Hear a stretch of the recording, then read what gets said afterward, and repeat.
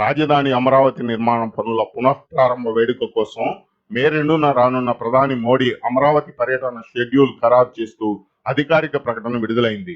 PM Modi మే 2 schedule వివరాలు ఇవి. మే 2న మధ్యాహ్నం 3 గంటలకు ప్రధాని మోడీ గన్నవరానికి చేరుకుంటారు. మధ్యాహ్నం 3:30కు హెలికాప్టర్లో అమరావతికి చేరుకుంటారు.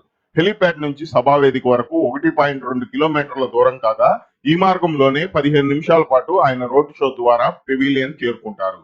మధ్యాహ్నం 3:45 అమరావతి పెవిలియన్ సందర్శన ఉంటుంది. సాయంత్రం 4 గంటల నుంచి సాయంత్రం 5 గంటల వరకు బహిరంగ సభ జరుగుతుంది. అనంతరం రూ.1,00,000 కోట్లతో చేపట్టనున్న అమరావతి పునర్నిర్మాణ పనులకు ఆయన శంకుస్థాపన చేస్తారు. అనంతరం బహిరంగ సభలో ప్రసంగించనున్న ప్రధాని మోడీ.